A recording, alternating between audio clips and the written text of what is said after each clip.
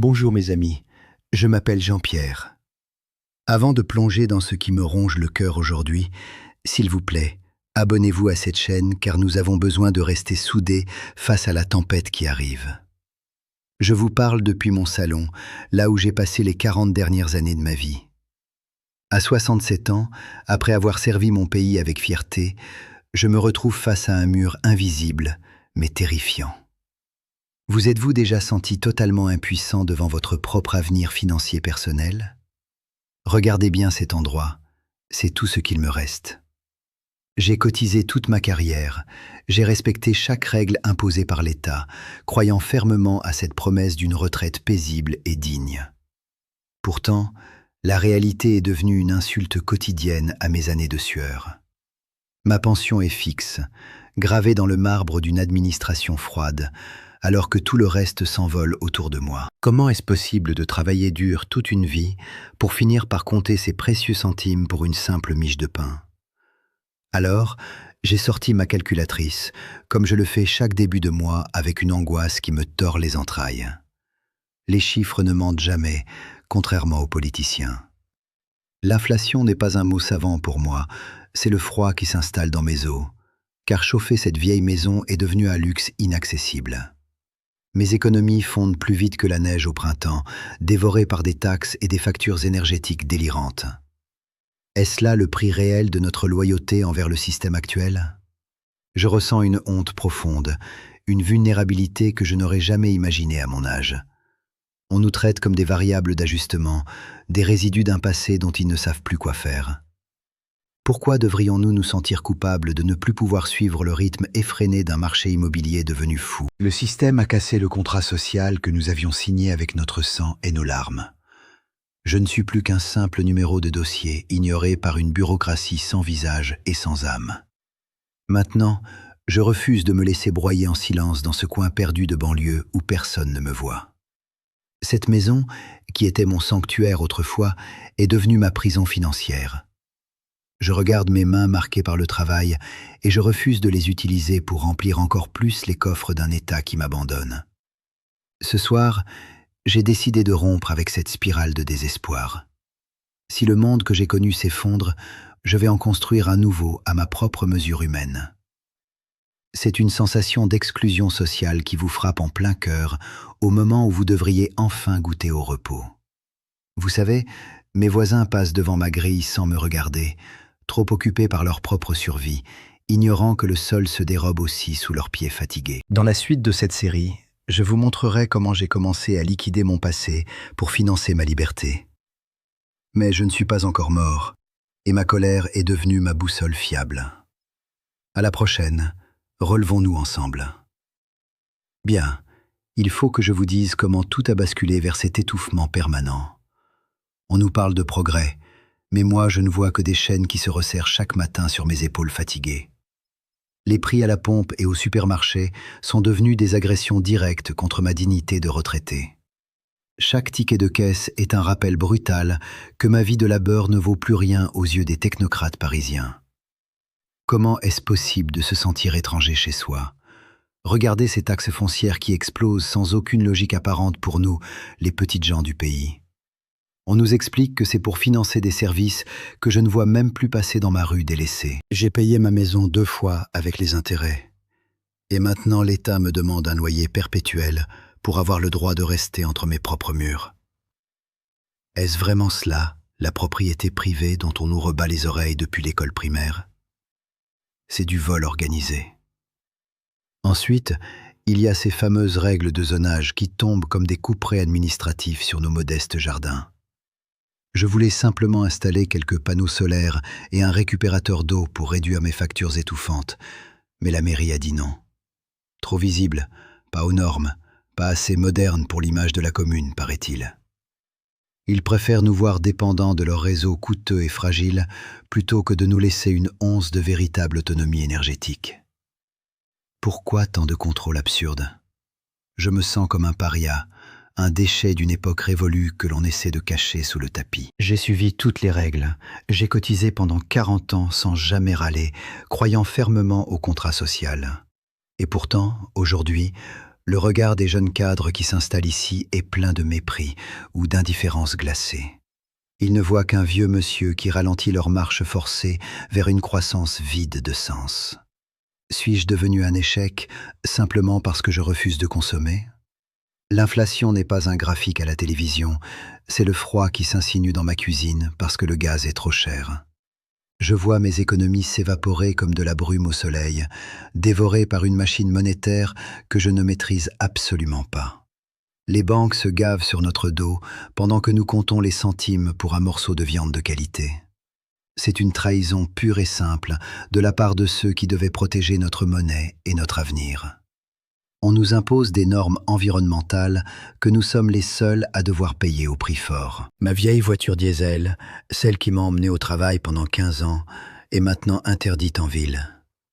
Comment faire pour mes rendez-vous médicaux sans me ruiner dans un véhicule électrique que je ne peux pas m'offrir? Le système crée des barrières invisibles pour nous exclure de la société active.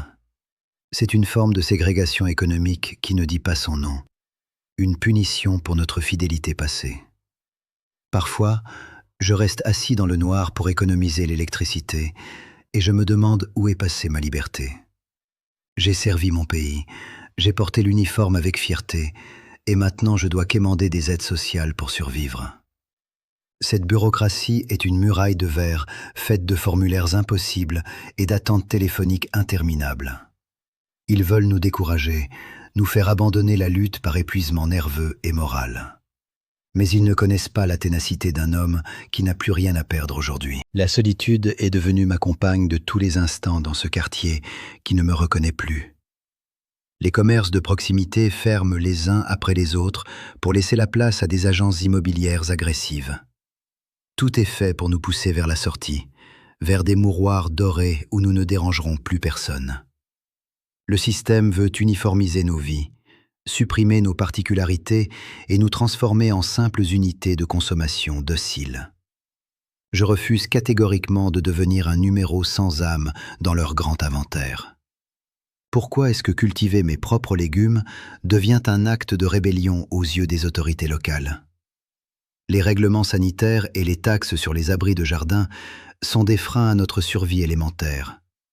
Ils veulent que nous achetions tout au supermarché, des produits sans goût et hors de prix, pour maintenir leur système à flot. L'autonomie est leur pire cauchemar, car elle signifie que nous ne sommes plus sous leur contrôle total. C'est une bataille pour la nourriture, pour l'eau et pour la vie.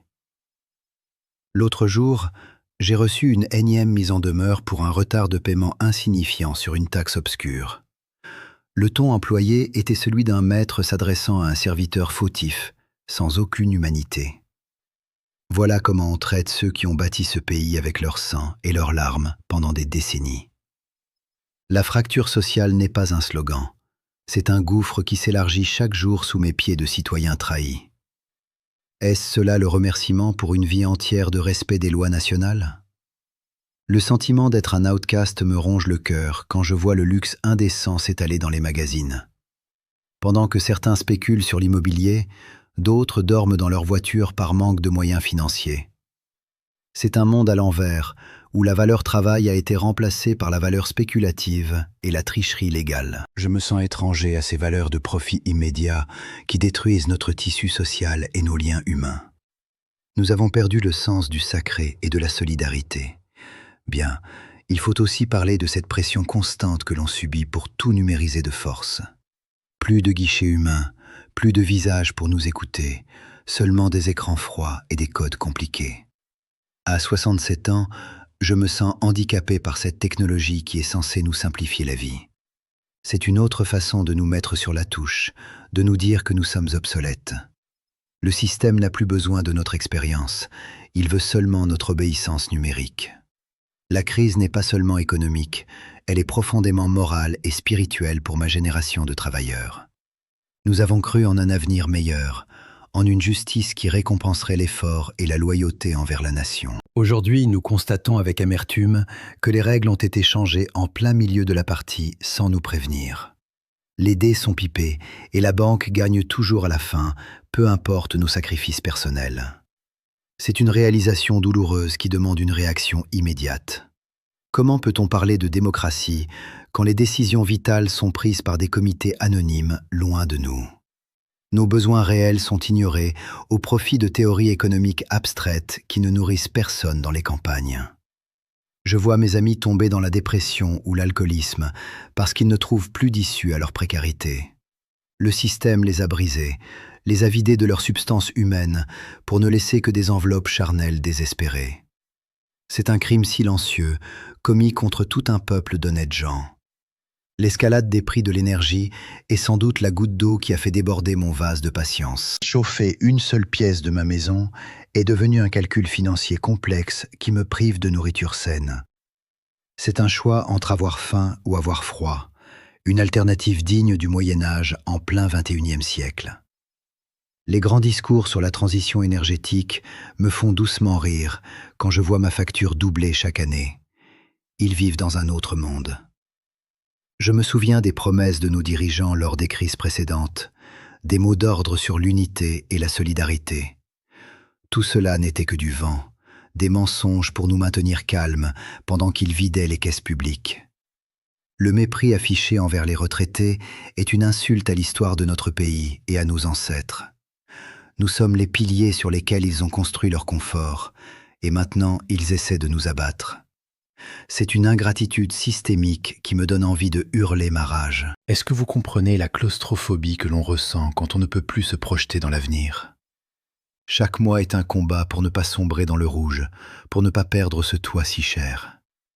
La peur de l'huissier est devenue une ombre constante qui gâche mes nuits de sommeil et mes rares plaisirs. C'est une prison mentale construite avec des chiffres, des lois et des décrets administratifs. Nous sommes devenus les esclaves modernes d'une dette injuste. Alors je regarde mes mains et je me demande ce qu'il reste de l'homme fier que j'étais autrefois. La honte de ne plus pouvoir subvenir à mes besoins élémentaires est un poison qui me détruit de l'intérieur. Pourtant, je n'ai rien fait de mal, j'ai travaillé dur et j'ai respecté mon prochain toute ma vie. C'est le système qui est défaillant, pas moi, et il est temps de l'affirmer haut et fort. Nous ne sommes pas des échecs personnels, nous sommes des victimes. La ville est devenue un monstre de béton qui dévore les faibles et les lents pour nourrir sa croissance. Les espaces verts disparaissent, le bruit est incessant, et la pollution nous empoisonne lentement mais sûrement chaque jour. Pourquoi rester ici, à subir cette agression permanente contre nos sens et notre santé mentale déclinante? Il doit bien exister une autre façon de vivre, loin de cette folie organisée par des fous, pour des fous. Le point de rupture est proche, je le sens. Dans le prochain épisode, je vous raconterai comment j'ai décidé de tout plaquer pour retrouver ma dignité perdue. Vous verrez comment j'ai transformé cette frustration en une force de frappe pour construire ma propre liberté sauvage. Mais pour l'instant, je voulais que vous ressentiez ce poids immense qui pèse sur nous tous, ce système qui nous broie. Restons vigilants et surtout, ne perdons jamais notre humanité face à la machine administrative. À la prochaine, mes amis, relevons-nous ensemble. La nuit dernière, je n'ai pas fermé l'œil, fixant ce plafond fissuré qui semble s'effondrer sur mes maigres certitudes. Une énième facture de régularisation est arrivée hier, comme un verdict sans appel tombant sur ma table de cuisine. C'est à cet instant précis, dans le silence glacial de mon salon, que j'ai compris une vérité brutale. Je refuse de continuer à jouer leur jeu truqué, où les règles changent sans cesse pour nous broyer. Je ne suis plus un pion docile dans leur inventaire comptable absurde. Alors, j'ai pris la décision la plus radicale et la plus effrayante de toute mon existence de travailleur honnête. Je vais vendre cette maison, ce tas de briques qui est devenu ma chaîne financière au lieu d'être mon sanctuaire. Je liquide mon passé, mes meubles, mes souvenirs matériels pour racheter ma liberté immédiate.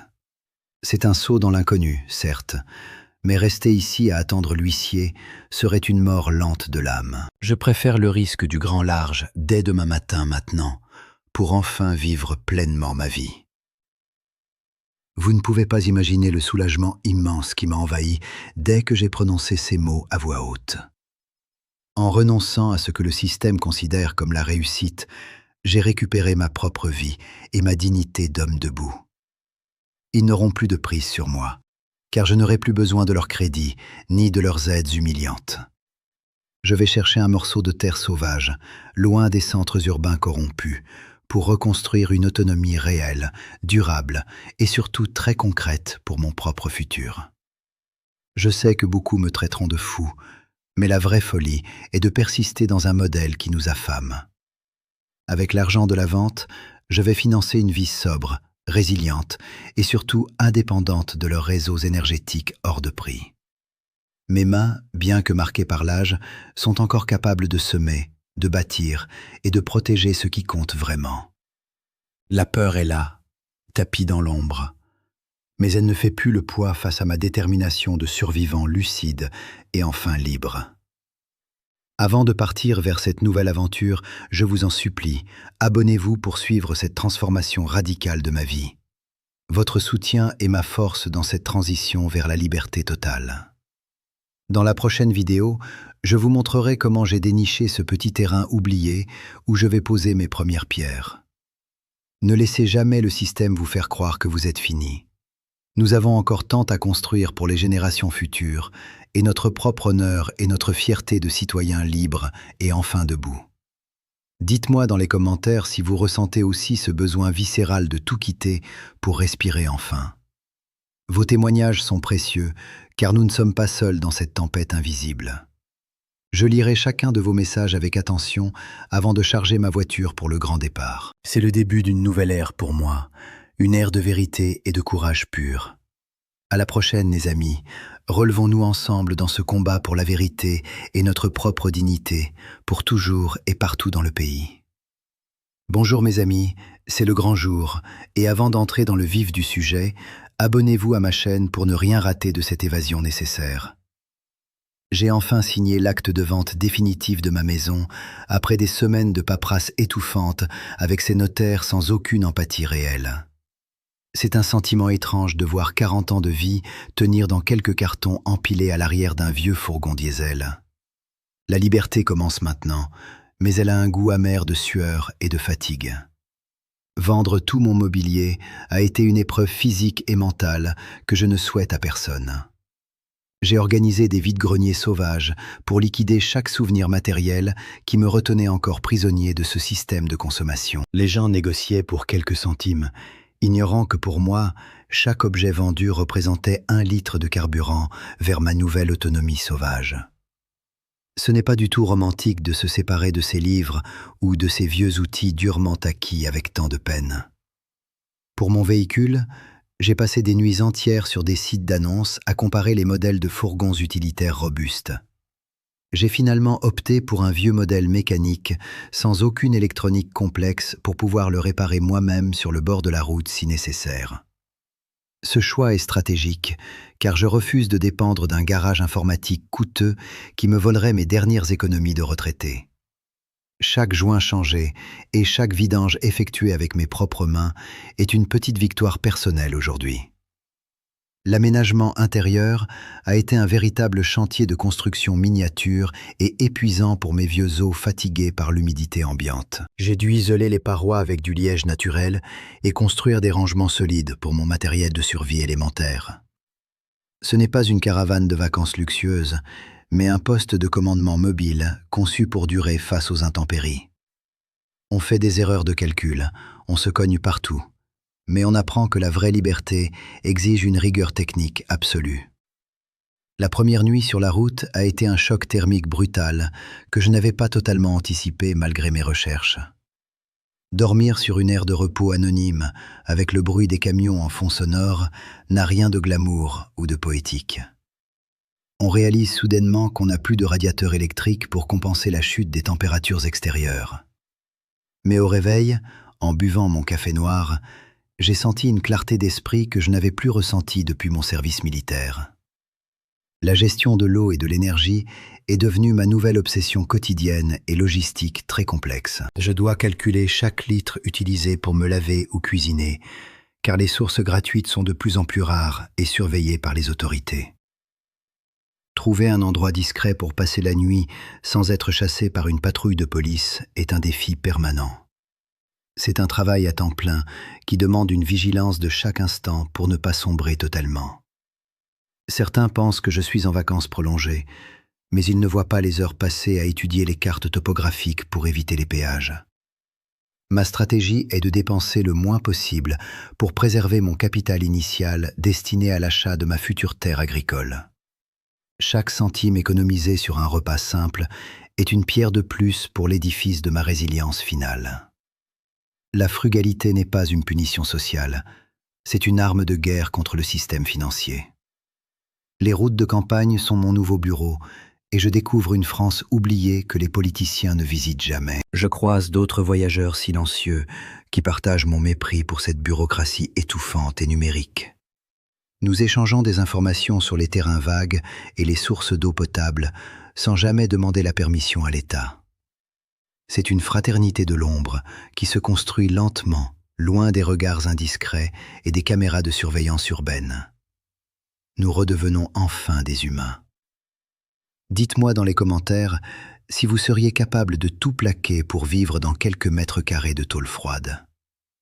Votre avis compte énormément pour moi, car cette aventure est aussi la vôtre par procuration numérique. Dans la prochaine vidéo, je vous montrerai enfin le terrain sauvage que j'ai trouvé après des jours d'errance et de doute. C'est un endroit incroyable, qui demande beaucoup de travail, mais qui offre enfin cette paix tant recherchée. Restez connectés pour voir la suite. Bien, je dois maintenant reprendre le volant pour atteindre mon prochain point de ravitaillement avant la tombée de la nuit noire. Chaque kilomètre me rapproche de ma terre et m'éloigne de cette prison de briques et de taxes foncières injustes. Le chemin est rude et mes mains tremblent parfois de fatigue, mais mon cœur est plus léger qu'il ne l'a jamais été en ville. N'abandonnez jamais votre rêve d'autonomie réelle. À la prochaine, personnel. Relevons-nous ensemble dans ce combat. Je pose enfin le pied sur cette terre qui m'appartient vraiment maintenant. L'air ici n'a pas la même odeur que celui de la ville étouffante et grise. C'est un mélange de pin sauvage et d'humus frais qui remplit mes poumons fatigués par des années de pollution urbaine invisible. Je sens la texture de la terre entre mes doigts rugueux et je réalise soudainement que mon sentiment de défaite totale s'est évaporé comme par enchantement. Je ne suis plus un retraité vaincu par le système injuste. Ils ont cru me briser en s'attaquant à mes économies durement gagnées et à ma petite maison de banlieue. Mais en réalité, ils m'ont involontairement offert la clé de ma propre libération spirituelle et matérielle aujourd'hui.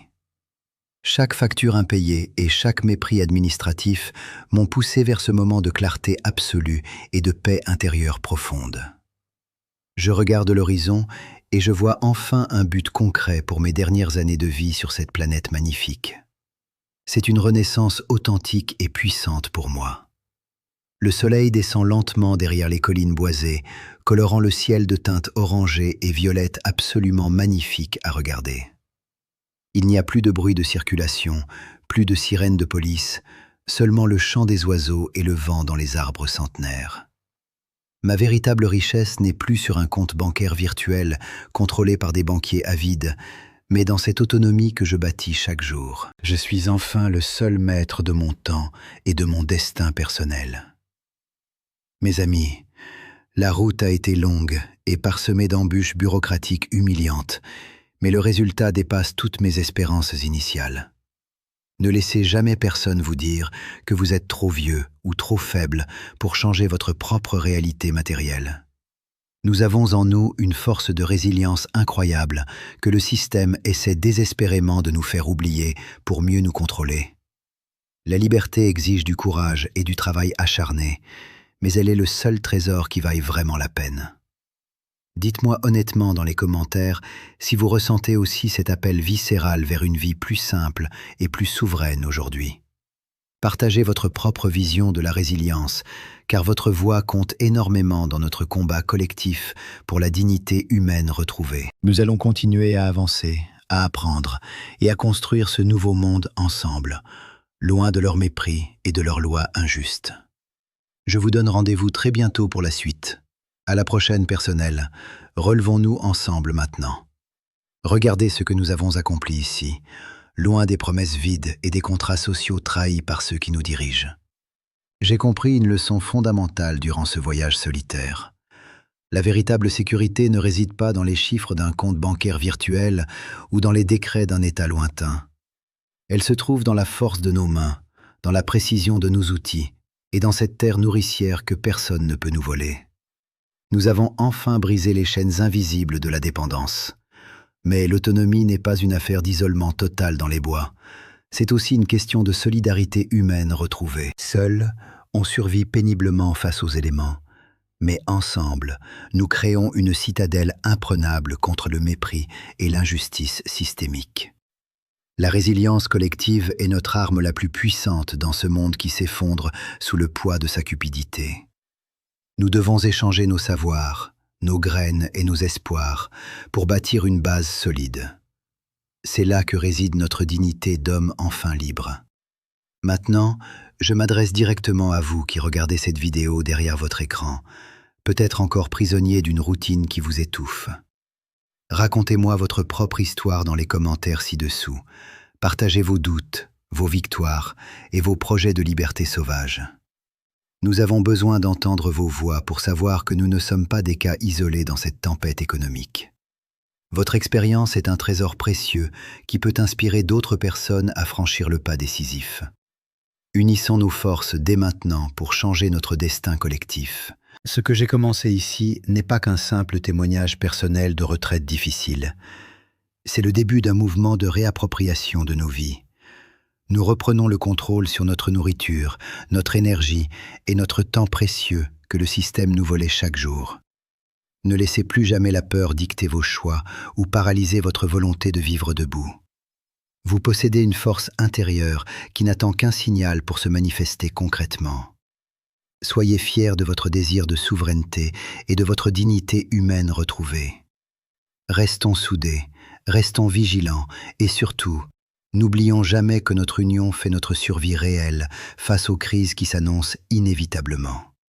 Abonnez-vous pour ne pas perdre le fil de cette aventure humaine et partagez ce message avec ceux qui cherchent encore la lumière. L'avenir appartient à ceux qui osent sortir des sentiers battus pour cultiver leur propre jardin de paix. Le combat pour la dignité continue chaque matin, dès le lever du soleil sur notre beau pays. À la prochaine, personnel, relevons-nous ensemble.